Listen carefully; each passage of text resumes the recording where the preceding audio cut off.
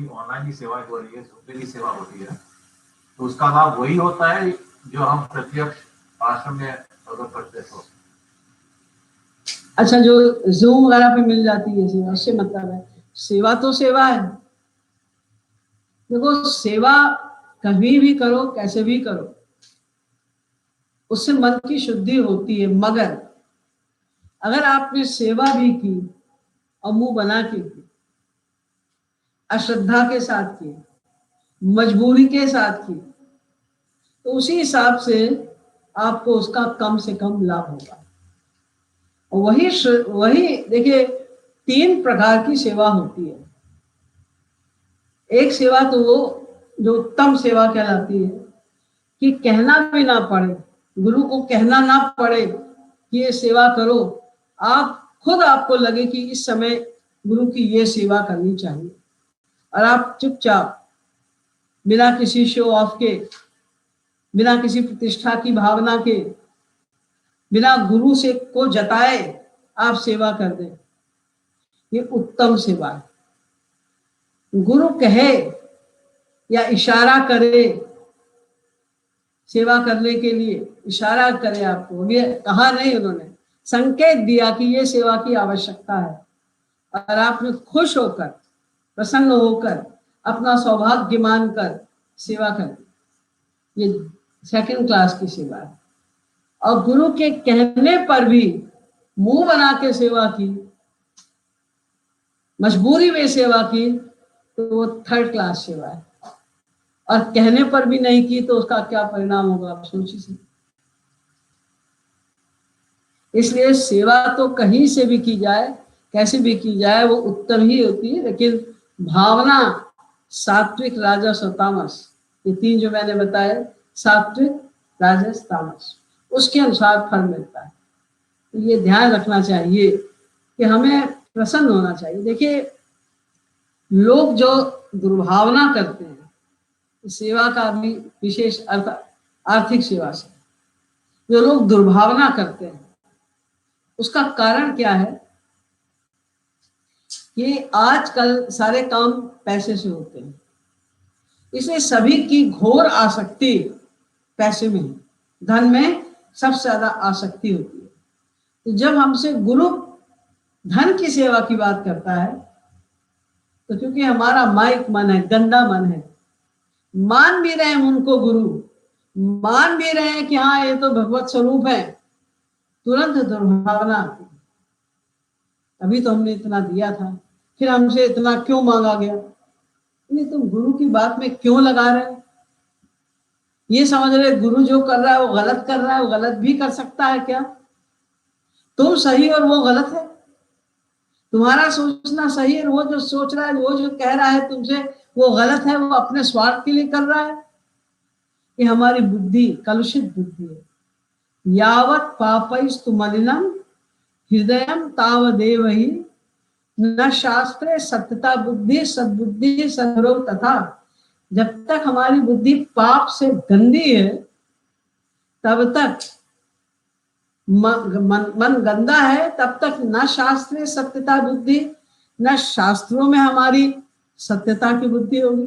शास्त्र क्या कह रहे हैं, अरे नहीं हम तो नहीं मानते, ये बात तो नहीं, ये बात तो ठीक है, ये बात नहीं मानते हम हमारी बुद्धि होगी नहीं सही। और न सद्बुद्धि सद्गुरु तथा, उसी प्रकार सद्गुरु में भी हम दुर्भावना बना के नाम अपराध कर बैठेंगे। तो ये हमारी दुर्भावना जो बनती है, ये हमारे पाप का परिचय है। हमारी बुद्धि अभी गंदी है, बहुत गंदी बुद्धि है, क्योंकि अटैचमेंट तो हमारा है धन में, इसलिए हम देना नहीं चाहते।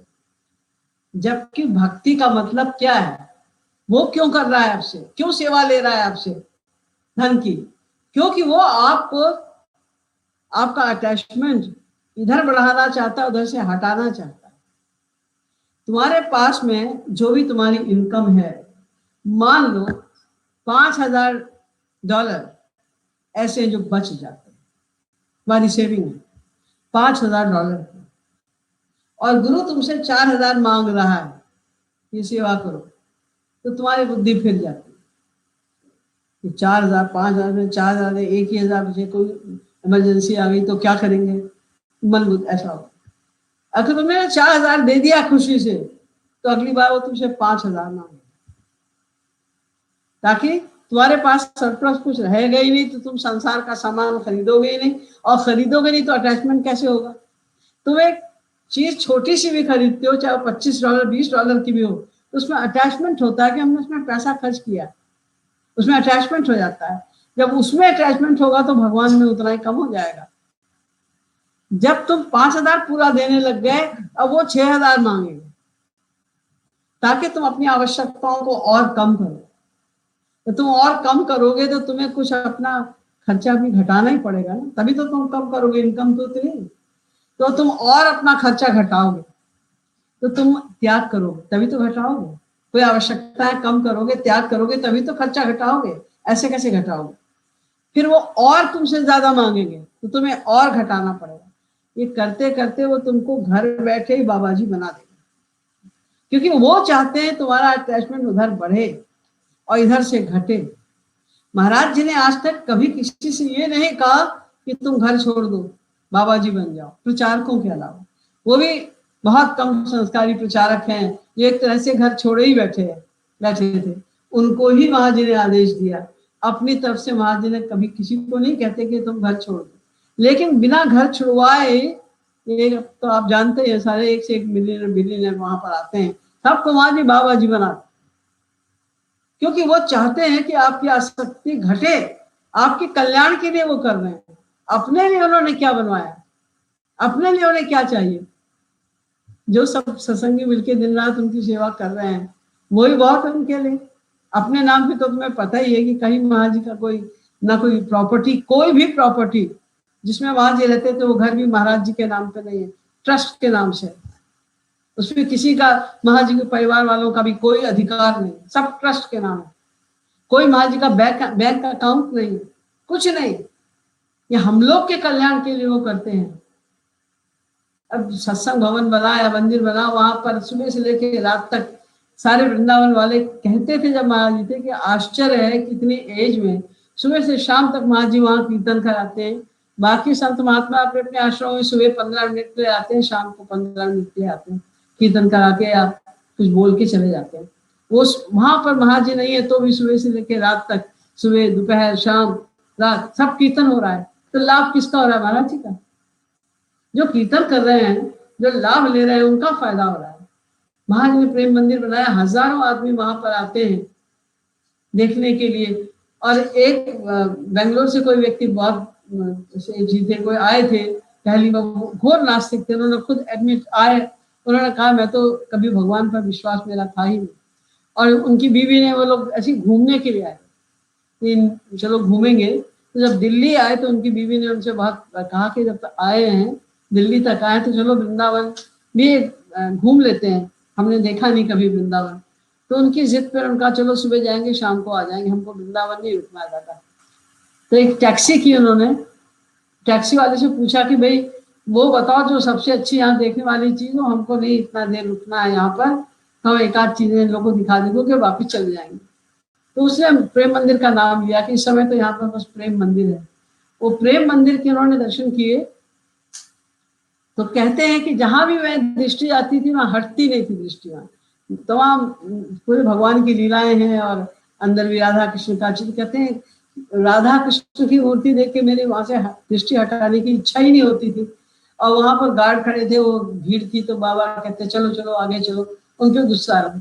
वहां से वो चल के आए, फिर उन्होंने जाके पूछा, स्टॉल पे जाके पूछा कि ये जिन्होंने बनाया वो अभी जीवित हैं? उनका कि हाँ वो है, और दिल्ली में। वो दिल्ली तुरंत लौट गए, बाकी वृंदावन उन्होंने देखा ही नहीं। वो दिल्ली गए और उन्होंने हमसे, मैं ही बाहर बैठी थी बाजी, महाजी कमरे के अंदर थे, उन्होंने पूछा उनके दर्शन हो सकते हैं? तो मैंने कहा कि अभी तो वो कमरे में है, रेस्ट कर रहे हैं। तो लेकिन मैंने महाजी को बताया जाके, महाजी को आए वो प्रेम मंदिर देख के और वो आपसे के दर्शन करना। महाजी बड़े खुश हो गए, बोले बुलाओ। बुलाया उनको अंदर महाराज जी ने। उन्होंने कहा कि आपके प्रेम मंदिर की सबसे बड़ी विशेषता ये है कि मुझ जैसे नास्तिक को उसने आस्तिक बना दिया। मेरी इच्छा होने लगी कि मैं दर्शन करूं और श्री कृष्ण के। कहते मैं कभी इस भक्ति व्यक्ति के को मानता ही नहीं था।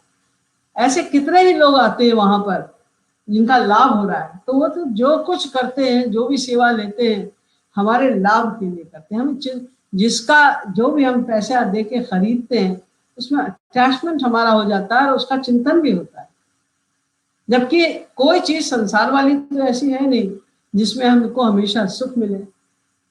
जब हम कोशिश करते हैं कोई चीज खरीदने की, तब से हमें कष्ट मिल जाता है, फिर उसके रक्षण में कष्ट, फिर उसके बाद वो नष्ट हो जाएगा तो फिर कष्ट। तो कोई सुख वाली चीज संसार में है तो नहीं, हम माने बैठे हैं। और भगवान या महापुरुष ये जो जानते हैं और किसी के थोड़े से अच्छे संस्कार होते हैं, तो उनको और ज्यादा महाजी कोशिश करते हैं कि भाई अच्छे संस्कार इस व्यक्ति को, तो चलो इसको ले आए इधर की ओर, इसलिए वो सेवा होती है। हम जहां भी पैसा लगाते हैं, अपने तन को, अपने मन को, अपने धन को, जहां जितना ज्यादा हम लगा देते हैं, वहीं अटैचमेंट शुरू हो जाता है हमारा। इसी लक्ष्य से वो सेवा ली जाती है और हमें प्रसन्न होकर कि उनको हमारी चिंता कितनी है, हमारे कल्याण की उनको इतनी चिंता है, जिससे भी वो धन की सेवा कोई मांगता है वो खुश नहीं होता। और कितने भी लोग उनसे महाजी मांगते चलते, एक तो सत्संगी इसी हिसाब से बने, बहुत पुराने सत्संगी हैं, दिल्ली में ही रहते हैं। हमने उनसे एक बार पूछा, बहुत बड़े वो कोई बिजनेसमैन है, अब तो पूरा बिजनेस उन्होंने महाराज जी को जेकेपी को ही दे दिया है। जेकेपी उनको जो जितना देता है बस उतने में वो काम चलाते हैं। मैंने उनसे पूछा कि आपने महाराज जी में ऐसा क्या देखा कि आप इतने ज्यादा प्रभावित हो गए? बोलते महाराज जी जिस तरह पैसे मांगते हैं ये कोई मनुष्य नहीं मांग सकता। हर एक को अपनी चिंता होती है कि हमारी बदनामी हो जाएगी, लोग क्या सोचेंगे कि ये कैसे इतना पैसा मांग रहे हैं। तो महाराज जी को कोई चिंता नहीं अपनी बदनामी वाला, उनको केवल ये है कि इन जीवों का कल्याण होना चाहिए। मैं इस बात से बहुत प्रभावित हूँ। तो हमको ये चीज समझनी चाहिए कि सेवा जो है उससे हमारा लाभ, उनका लाभ कुछ नहीं है। अगर कोई भी व्यक्ति हम में से सेवा नहीं देता तो वहां कोई काम रुक जाएगा। आप क्या सोचते हैं ऐसा? और फिर महापुरुषों के चरणों में तो लक्ष्मी लौटती है, उनके सोचने भर की देरी है, कितना भी पैसा आ जाए। इतना भारी जो प्रेम मंदिर बना है, ये हम लोग के लाख लाख 2 लाख के चंदे से नहीं बन गया। ये कैसे बना है, कैसे इतनी जल्दी बन के तैयार हो गया है, ये तो महाराज जी जानते हैं। कि हम लोग की बुद्धि ऐसी है, माइक बुद्धि है, हम गलत ही सोचते हैं, घबराते हैं पैसा खर्च करने में हम, क्योंकि हमारी सबसे ज्यादा आसक्ति पैसे में। फालतू चीजों के लिए खर्च करते रहेंगे, कहीं जाना है, खाना पीना, शादी ब्याह, उसमें लाखों करोड़ों रुपए लोग खर्च कर देते हैं, लेकिन थोड़ा सा भी दान देने के लिए बहुत सोचते हैं, क्योंकि अटैचमेंट बहुत है पैसे और भगवान में नहीं है।